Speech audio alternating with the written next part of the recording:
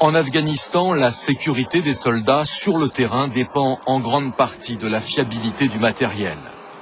La tâche n'est pas des plus faciles. Une dizaine de véhicules blindés passent chaque mois dans cet atelier. Mais aussi les radios et les armes, comme les antichars Milan, efficaces contre les insurgés. En Afghanistan, les hommes de la CIMAT, la maintenance, sont motivés. Je considère que je participe en fait à l'effort d'installer une certaine sécurité à l'intérieur du pays. J'aide mes collègues combattants à avoir un matériel efficace et à pouvoir lutter contre les rebelles. Le terrain est éprouvant pour le matériel. Il a fallu renforcer le blindage, équiper les véhicules de brouilleurs contre les engins télécommandés. Ces soldats restent 6 mois en Afghanistan, tous sont volontaires.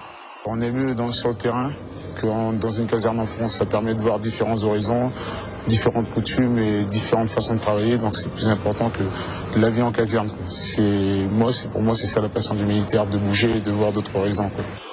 Pour les soldats chargés de la maintenance, les risques existent aussi. En opération, sur le terrain, mais aussi à Kaboul, au quartier général de la coalition, quand les talibans, de temps à autre, rappellent leur présence. Ce qui m'a le plus ému, c'est le fait d'avoir perdu un de nos camarades à la fin du mois de novembre. C'est un adjudant.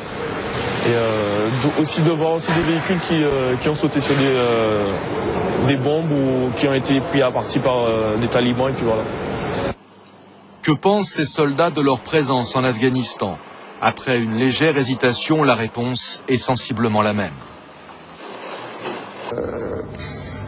En fait, je vais vous répondre peut-être en parabole, mais nous sommes ici aussi pour aider l'armée afghane à maintenir leur pays en paix. Donc oui, pour moi, c'est une juste cause. Ce qui m'a motivé, c'est l'aventure, l'action et aussi servir mon pays. C'est mon devoir en tant que soldat de servir mon pays.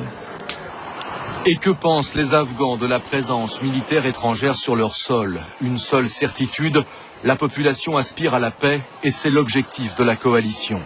5e pays le plus pauvre du monde, l'Afghanistan est en conflit depuis 30 ans. Ce palais présidentiel a été détruit par les talibans.